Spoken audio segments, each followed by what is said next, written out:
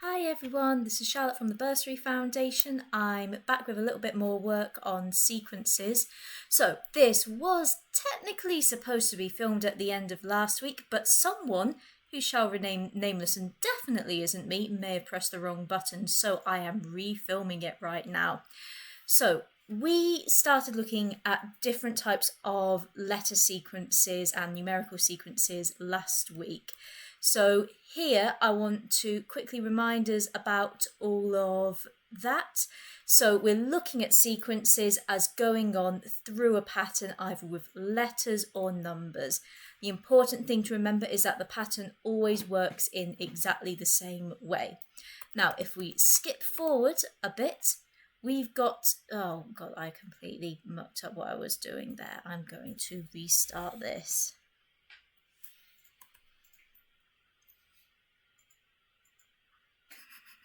It's great. I deliberately set up a screen so I wouldn't have to click through my entire PowerPoint again. And then immediately forgot that I'd done that and clicked through my entire PowerPoint. Excellent, I know. Let's try again.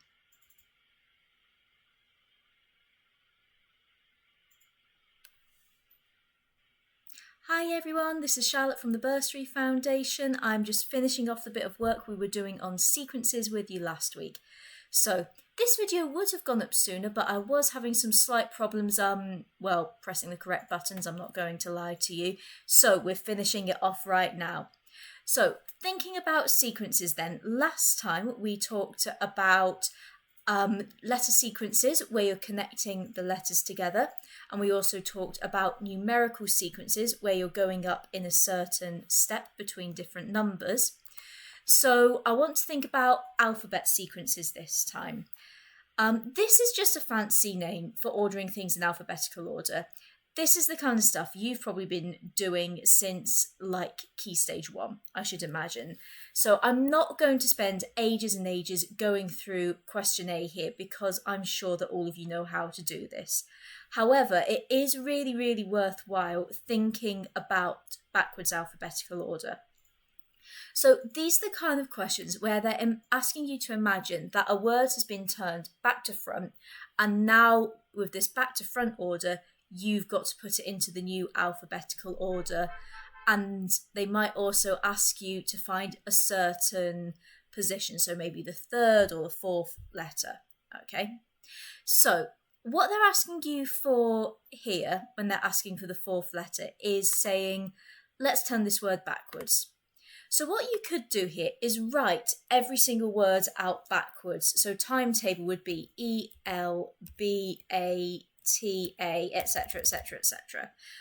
That, however, is going to take you quite a while. You can do it if you want and if you're not confident with these sorts of questions, but I wouldn't necessarily recommend it as the easiest, speediest exam way of approaching this. So what I might do when I'm looking at this is say, well, do the ends of these words have anything in common? And I can actually see that all of them end in able. So what I can essentially do, just like if I was doing something in forwards alphabeticals and I said, well, these all begin with KN, so I can ignore those first letters and go on to the third ones, is do exactly the same thing here. We're going to ignore the ables and now think about what do I have the other side of this. So I've got a T, a P, another T, an R, and another T again. So I know that if we're putting them into alphabetical order, the word that's got a P here is going to be word number 1. And that word will be capable. Word number 2 is then going to be the one that's got the R in there. And that word with the R is comparable. So that must be second in our alphabetical order there. After that, I now need to think about, well, where are the different T's going to go? So looking at this, I've got timetable, stable, and equitable. Bonus points if you know what the word equitable means, by the way, though you don't actually have to for this question. So I'm now going to think, well, I've got an E, which is here in the alphabet, an S, which is over here, and an I in front of each of those T's, which is here. So we've crossed out the T, we're pretending that they're not there anymore, and we're looking at the letter in front of it. So we're going backwards through the word to order them. Now I can see that E is going to be the next letter here in terms of what's first in alphabetical order. So I can say that the next word must be timetable after that. After the E, we've then got the letter I.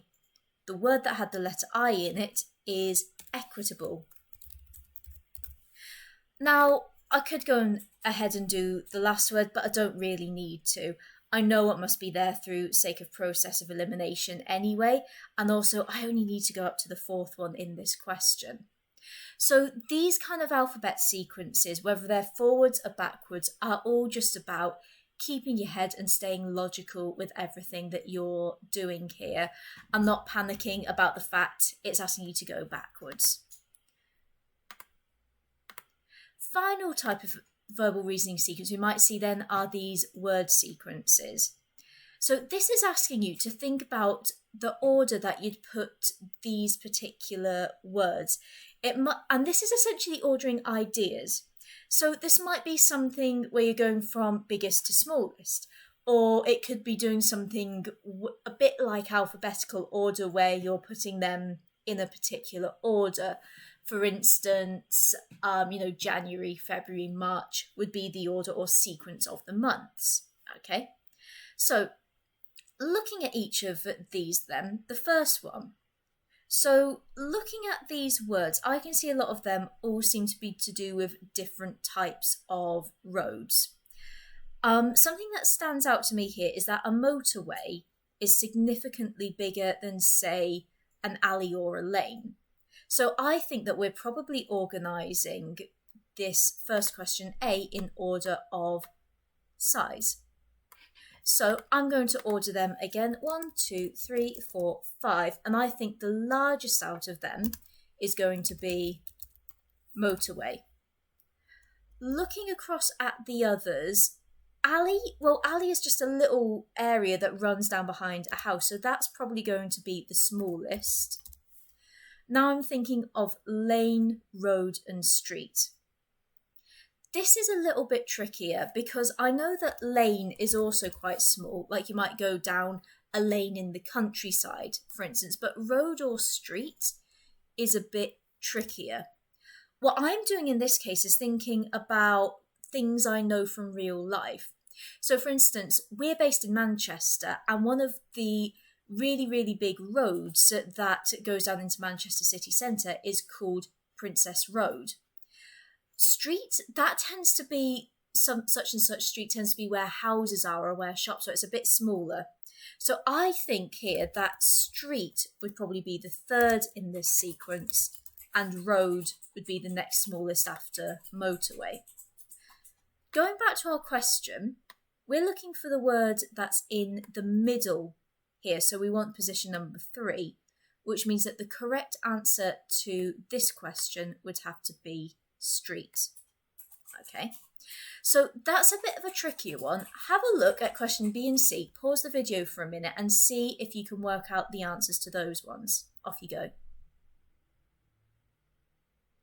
Okay, so hopefully you've now had a go at those and unpaused the video. That, or you've just watched me stare at the camera for about 5 seconds expecting you to pause the video, one or the other. So here I've obviously got weekdays. If we're ordering them, we're going Monday, Tuesday, Wednesday, Thursday, Friday, Saturday, etc., etc. I know, looking at these, that I'm going to have Monday first, and I'd have Tuesday. After that is Wednesday, there's no Thursday, so I'm going to have Friday and Saturday. The word in the middle is Wednesday, so that must be the correct answer. For question C, okay, so I'm looking at toddlers adults, babies. So we're thinking about ages of people, probably youngest to oldest here. So the youngest here is going to be a baby, followed by a toddler, then a child, a teen, and an adult. Again, we're looking for the middle of these words, so I must have to have child as the correct answer. So these aren't too bad. With this one, I've put all of them as being in the middle. However, you might be asked various different things for the questions. You could be asked what is first, or what would be fourth, or at the end, or the largest or smallest. So make sure you read your questions carefully to ensure that you've found the correct thing in your sequence, the correct position. Otherwise, though, you're essentially all done with this. So finally, we've managed to get through all our different types of verbal reasoning sequences. I hope you found that really, really helpful, and we'll be back with some more videos soon. Speak to you soon. Bye.